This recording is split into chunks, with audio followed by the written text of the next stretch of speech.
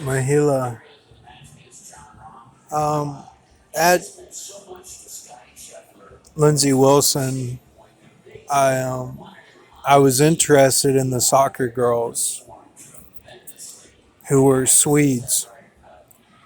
Katarina in particular, me and Blade really liked her, and um, it was something I could never have, because the Kenyans or Ethiopians basically owned that whole situation, and it was unapproachable.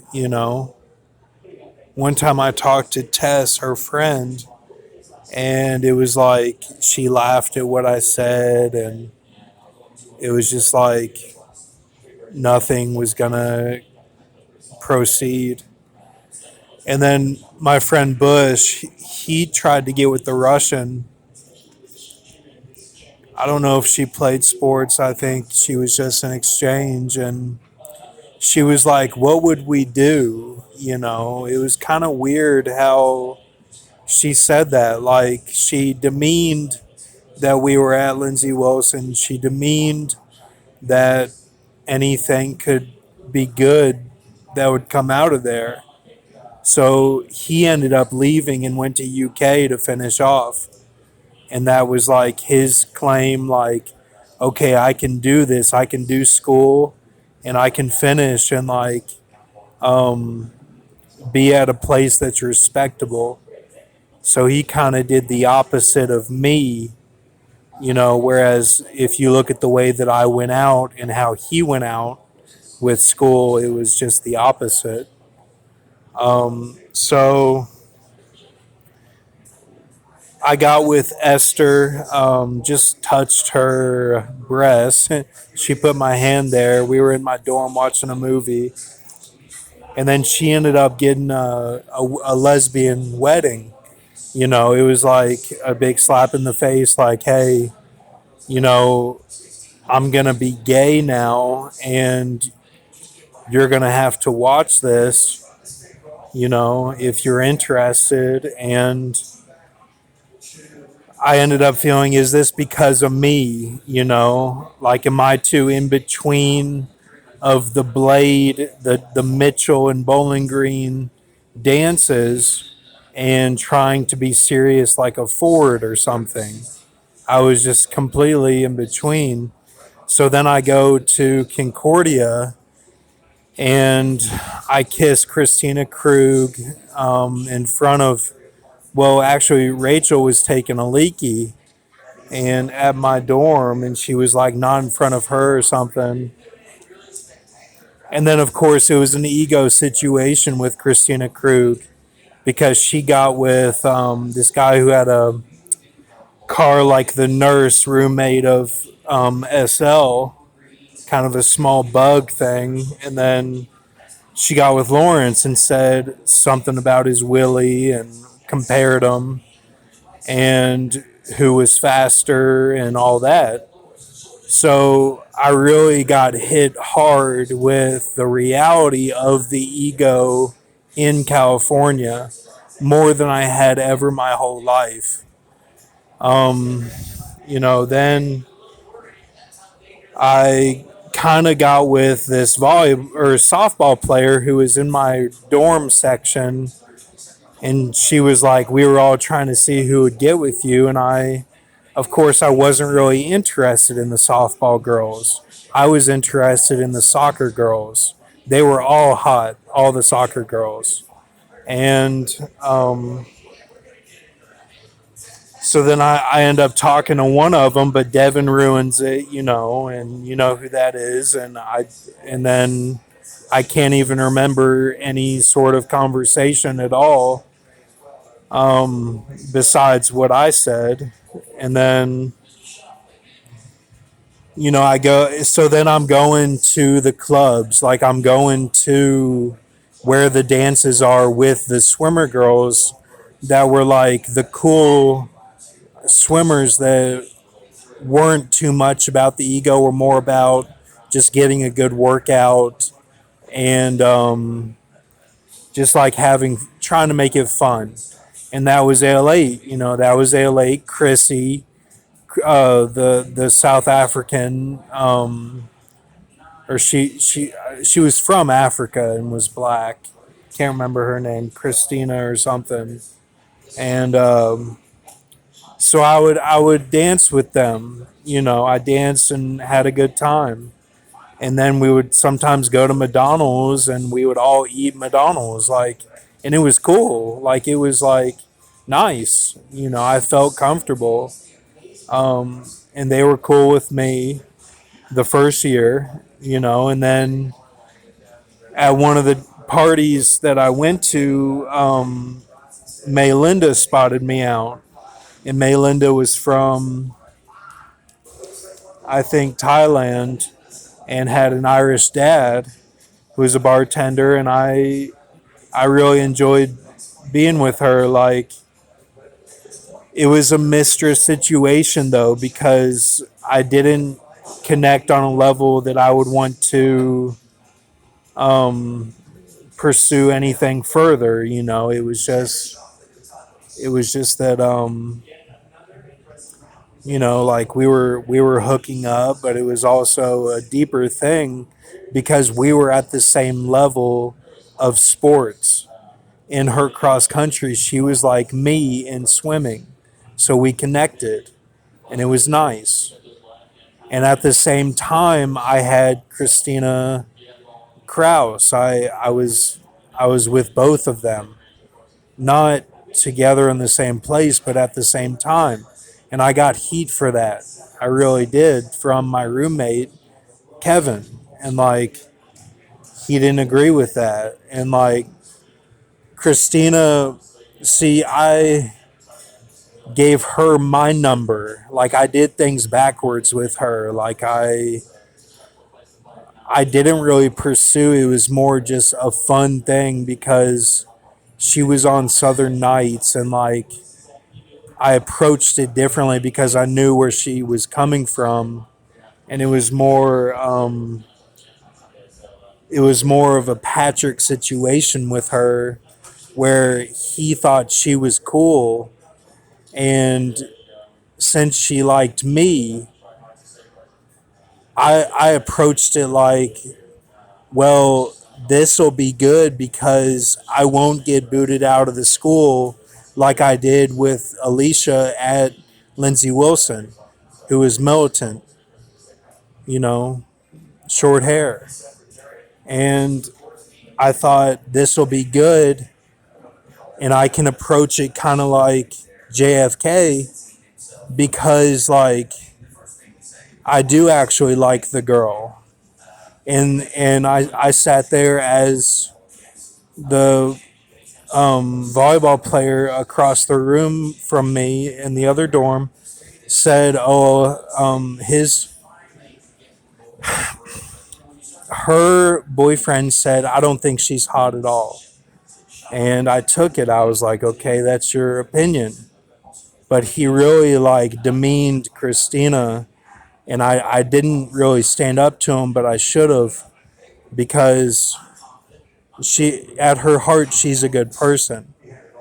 But she approaches everything like celebrity, but not so much on the gay corporate side. She's more like she's a virgin doing it her way. So I was with both of them. So then it all fell apart my second year, and we had some hot swimmers the second year, and of course Matt Neller's girlfriend had put the Miley Cyrus up in her room, the post all over, and it was just a total ego situation the second year, so much that I had to leave the school. So then I get into with SL, and she's saying things like, well, in a flurry of kind of like a laugh, glee, that she would get or that she was in the car with this guy who went to UK who was going to graduate, and she's like, he was a senior, like it was just fun, like I was kind of maybe into him, maybe not. She would say things like that, so then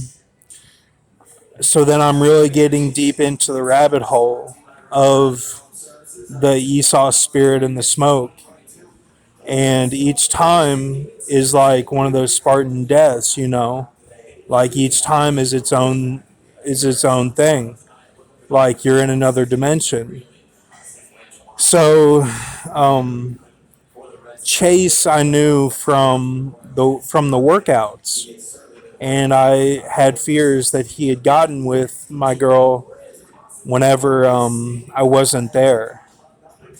And because she would talk about El Tigre and these things that the Hispanic who worked at the printer company in Lexington, Lexmark, she would say things like they would all smoke together, and then one time there was workout equipment on the ground like it was there for them or something.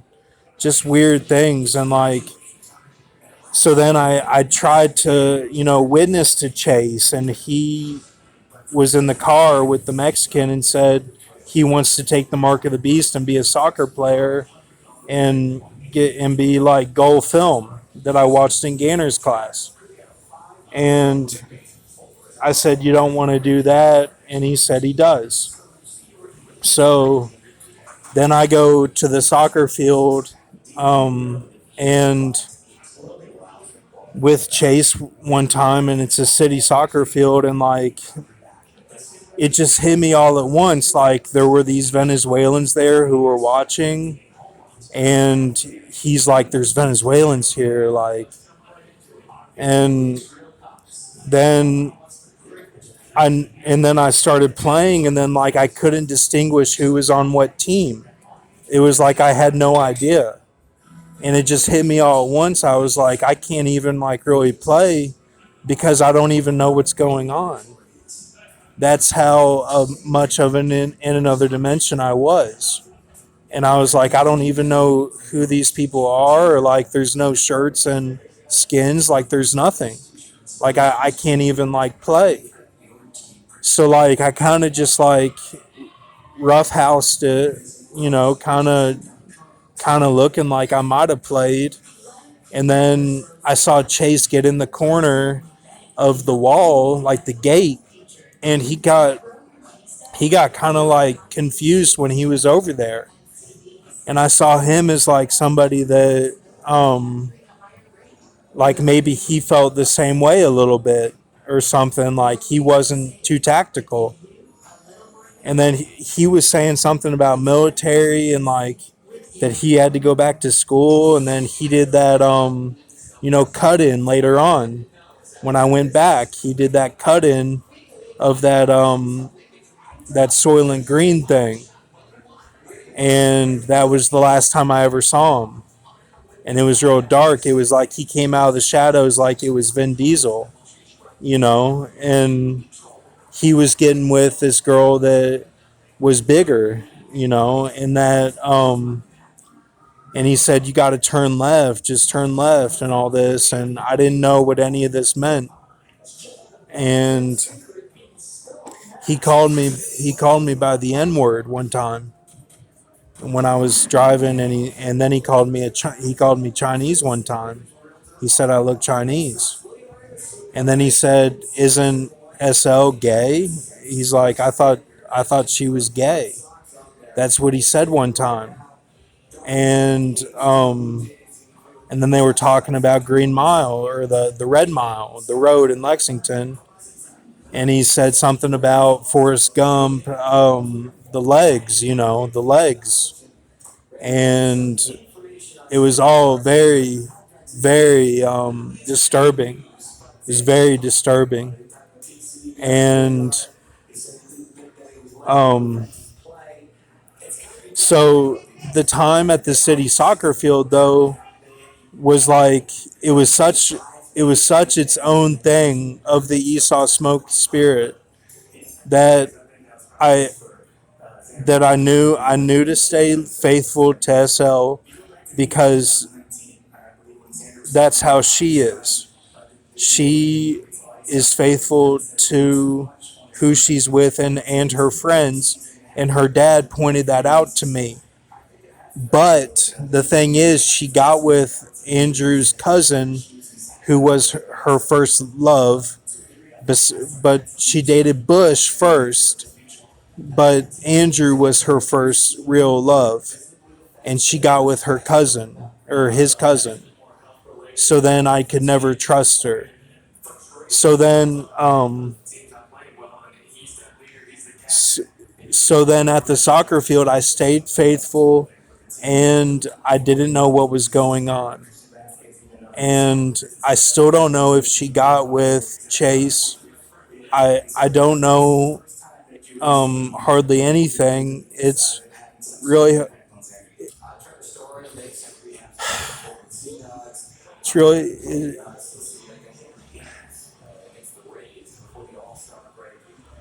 it's really hard to talk about, man. I've kind of taken the back seat on these channels, and I said all this in the beginning.